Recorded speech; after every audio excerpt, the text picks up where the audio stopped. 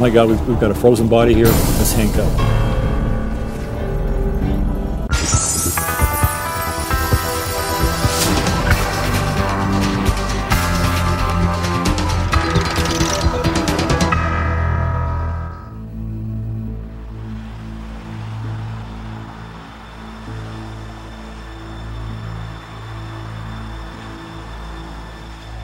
Dusk in Southern California. The sun trails over the Corona del Mar freeway and dissolves into the Pacific Ocean. As evening traffic begins to slow, one lone driver remains intent. Tammy Scriven is on a mission. Her best friend Denise Huber is missing. She was last seen the previous evening driving along this stretch of road in a blue Honda. Every time I would pass by a car, a blue-colored car or a Honda, I always looked to see if it was her car.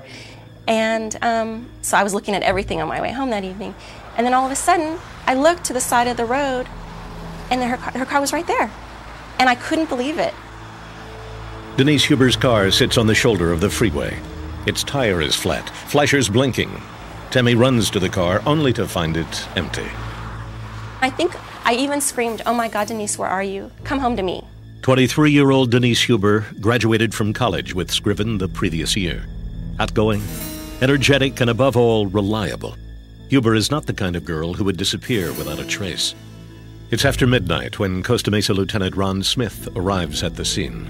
At that point, we had absolutely no clues. She wasn't involved with high-risk activities like gangs or drugs or gambling or anything like that, but she just disappeared without a trace. All we had was an empty car. So we believed we had a crime, but not really a crime scene. Helicopters take up the hunt for Denise. Less than 3 miles away, her parents sit and listen and worry. Her car was that close to the house, so we could hear the helicopters searching, and you know what they're searching for, and it's just impossible to even describe that night, that sinking feeling of that. It was totally the worst night of my life, I know. Investigators search for days, but find no trace of Denise Huber, alive or dead. It's as if she simply pulled to the side of the road and vanished.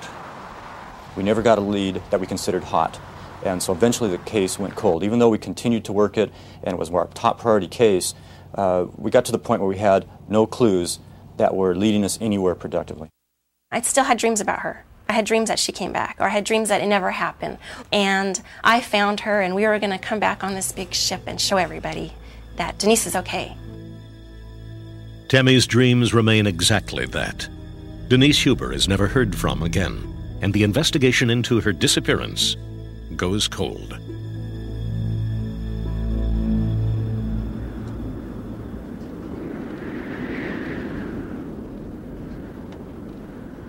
"3 years and over 300 miles distant from Denise Huber's disappearance. Jack and Elaine Court live in Yavapai County, Arizona. At approximately 5 p.m. on July 9th, they drive into the evening cool of the desert and pull into the Prescott Country Club. They are there to purchase paint supplies from a man named John Famolaro. John is a little bit off-center. I mean, he's a little bit different. When you talk to him, he's not straightforward and very evasive when you ask the questions. Famolaro tells the courts he's a longtime paint supplier who moved from California 6 months earlier. As the couple chats outside with Famolaro, they notice a Ryder moving truck parked in his driveway. It had accumulated quite a bit of dust. There was grass growing around the wheels, so it's pretty obvious it had been sitting there for some time. So as we pulled away, said, just write down the numbers. And we have a friend that's out of Phoenix, a policeman who's in charge of stolen vehicles. And so we said, we'll give him the number.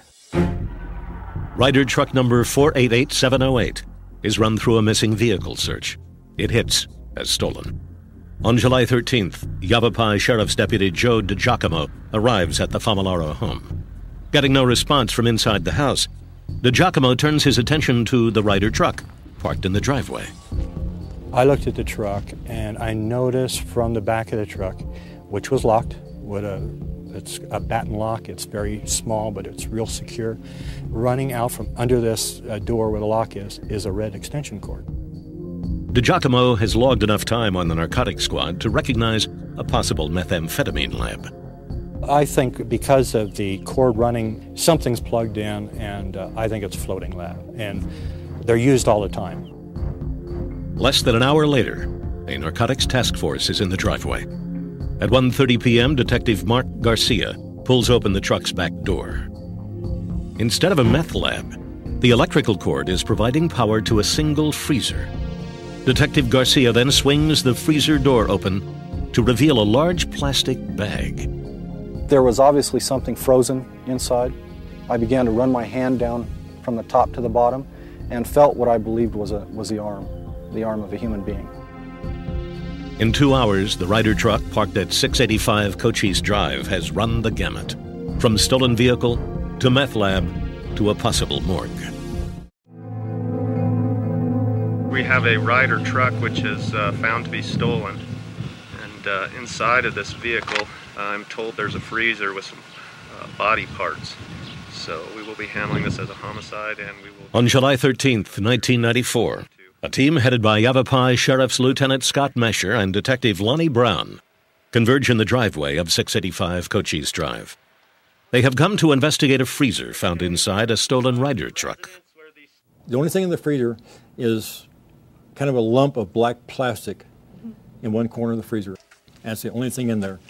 As Lieutenant Mesher rolls the video camera, Detective Brown gets out his pocket knife and prepares to cut. There is quite a stench coming from this bag. As Detective Brown cut through 3 bags and pulled them back, it was quite apparent, it was obvious it was a human body, frozen solid. After cutting through 2 layers of plastic, Detective Brown slices open the third and final bag. Okay, we have an arm and a thigh. Hands are folded. The handcuffs. The very first thing I can remember seeing is the right arm up behind the back and the steel handcuffs. And that's like, oh my God, we've got a frozen body here that's handcuffed. Handcuffs on the back. A frozen body that's handcuffed. This last detail leaves detectives little doubt. They have uncovered the makings of murder. To me, it's very obvious. You know, people don't just jump in the freezer and get handcuffed. At this time, we don't have an identity. I'm going to go ahead and seal this freezer back up and shut off the video. The Ryder truck and its makeshift morgue are sent to the Maricopa County lab. Before the evidence drives away, newfound homicide suspect John Famolaro pulls into his driveway.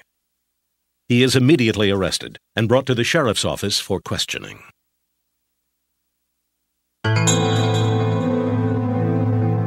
name's Scott. I'm a lieutenant here with the Sheriff's Department. On the afternoon of June 13th, Lieutenant Mesher sits across from his murder suspect, 37-year-old John Famolaro. It's real important that you be truthful with me, that you be honest with me. That's all I want. Well, the strategy on that was to get him in here and to just get a feel for his overall demeanor. Famolaro? Is that Italian or? Mesher knows Famolaro lives the life of a recluse and has never been arrested. He also knows a frozen woman's body was discovered in Famolaro's driveway 2 hours earlier. The reason I want to talk to you is it's a pretty serious problem now. We have a stolen truck there at your house, okay? That Ryder truck. And, John, there's a body in the truck. I began to ask him about the truck, the freezer, and the body, which he had absolutely nothing to say. He just requested a lawyer. Okay. Unable to break Famolaro's silence, Lieutenant Mesher leaves his suspect and returns to the crime scene on Cochise Drive.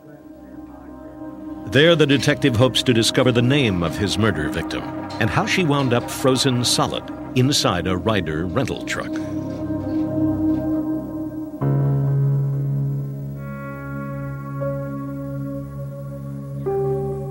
On July 14th, 1994, a team of 12 Yavapai officers opened the front door to 685 Cochise Drive.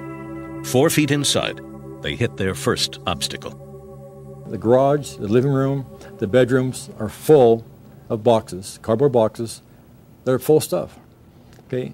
Just full of stuff. This is the living area, stacked with boxes. As they walk through the house, police realize John Famolaro is not just a murder suspect, but a pack rat. It was just incredible to walk in and think, my God, we've got to search this house. We're looking for evidence of a homicide. This is what we have to search. In Familaro's bedroom, investigators uncover the first hint of violence. Several weapons, what appears to be a Colt revolver. There's a sledgehammer on the floor and a shotgun. Under the bed, a pair of handcuffs and 2 knives. In the garage, detectives find more boxes. One marked Christmas contains a hammer and nail puller. Both appear speckled with blood. Lieutenant Masher boxes up these items, together with thousands of other pieces of evidence found inside Familaro's home, and carts it all back to the Yavapai County Sheriff's Office for processing.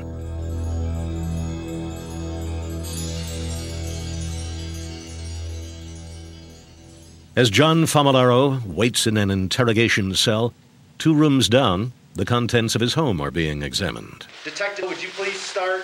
5 boxes of evidence hold particular interest to investigators. The first 4 boxes contain items that once belonged to a woman. Appears to be a pair of black female underwear. Right, now taking out a small black woman's bag. A pair of black high heel shoes with at least pumps. Should be noted also at the bottom there are some kind of fibers and stains. Inside a white bag, detectives find more women's clothing and more suspicious stains. Materials which may appear to be blood. Blood-stained clothes and scuffed shoes, signs of abduction and murder. But of whom? The 5th box may hold the answer. It's a woman's wallet with identification, each card bearing the same name. A Citibank card for Denise Huber. First Interstate checks for Denise A. Huber. California driver's license for Denise Annette Huber. Denise Huber. Lieutenant Masher now has a possible face for his Jane Doe, and enough probable cause to hold John Familaro on a charge of murder. Okay, I need you to go upstairs and start flipping him for homicide.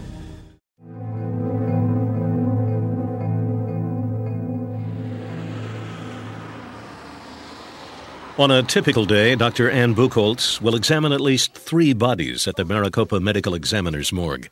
But there is nothing typical about the body delivered on July 14th, 1994. The female corpse was discovered in a freezer, handcuffed and frozen. Well, as you can imagine, in Phoenix, Arizona, we don't deal with frozen bodies very often. It's very hot here. We deal with decomposition due to heat, not due to cold. So this was something new for us to deal with. Investigators' first priority is identifying the corpse. As the body is thawed, it literally begins to fall apart. Oftentimes, you'll find that the skin, the outer skin, will tend to separate from the inner tissues. It's what we call sloughing, and the skin was in that state. Using a household hairdryer, technician Mike Winnie begins thawing a half-frozen hand. 2 hours later, he tries lifting a fingerprint from the paper-thin skin. What I did in this case was to grasp the fingers and pull the skin tightly behind the finger so as to flatten or tighten the skin on the underlying surface where the pattern area is. Winnie holds the corpse's finger tightly, rolls it across an ink pad, and extracts a lift. The print is then compared to the fingerprint stamp on Denise's driver's license. Well, after comparing the 2 prints, I told the investigators that this was, in fact, a positive identification and that the deceased was indeed Denise Huber. Denise Huber. The positive ID leads Arizona detectives to California and a missing persons case 3 years cold.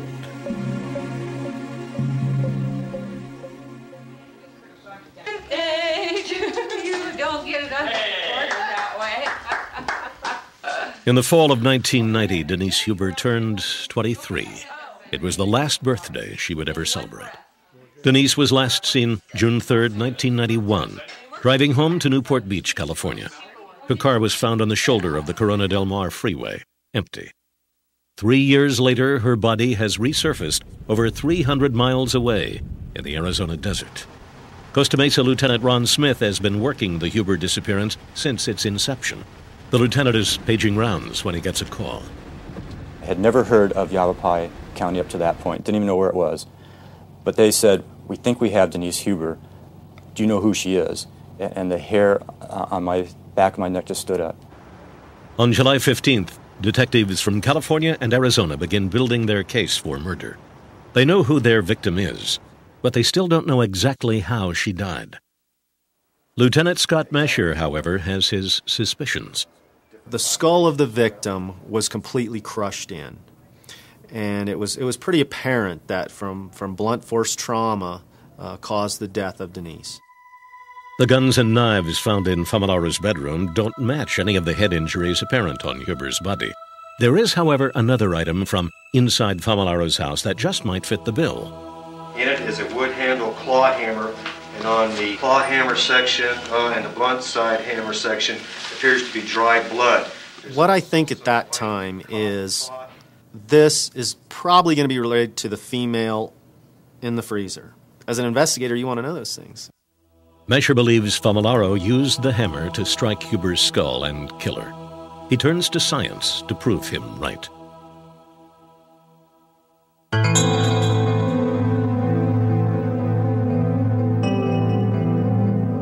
On July 19, 1994, Dr. Laura Fulgenetti is asked to reconstruct Denise Huber's skull. This was probably the most difficult blunt force trauma case I've ever done. And the reason for that is that her head literally was in hundreds of pieces. This is what Dr. Fulgenetti is faced with.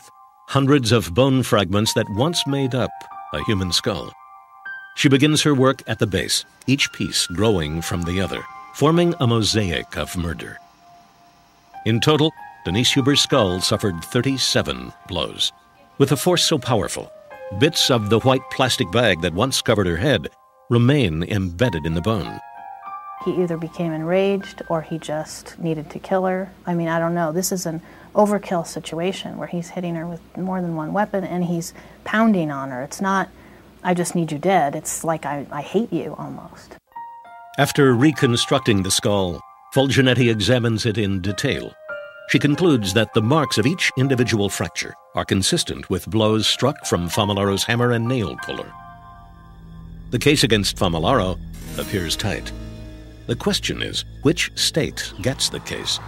California, where Denise was abducted and most likely killed, or Arizona, where her body was recovered 3 years later? To decide jurisdiction, cold case detectives must find the killing ground, the exact location where Denise Huber died. They begin their search once again in the mountain of evidence collected from John Familaro's home. There they find a receipt for a freezer purchased just days after Denise Huber's disappearance. We were even able to determine that it was delivered to a location, and that freezer was delivered to a storage shed facility in Laguna Hills. Cold case detectives follow the trail to Laguna Hills, California, where they believe John Familaro might have once warehoused Denise Huber's body.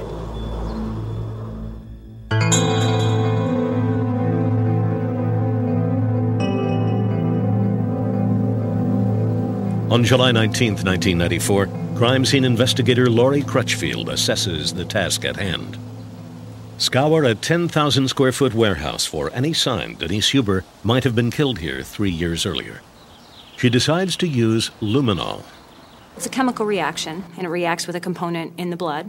And in doing so, it glows, it luminesces, and it's a blue-green color. To get that color, you have to be in the dark. Crutchfield begins spraying in the southwest corner of the warehouse.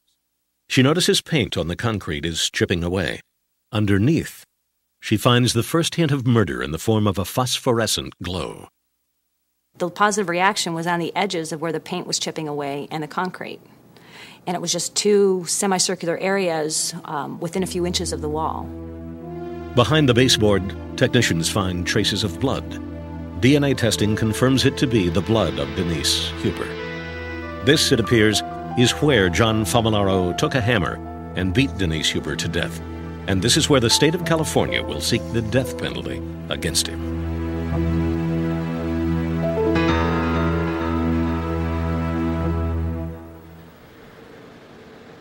Find the defendant, John Joseph Familaro, guilty of the crime of felony, to wit, violation of Section 187 of the Penal Code of the State of California. On June 18, 1997, after a 6-week trial, John Famularo is convicted of kidnapping and killing Denise Huber.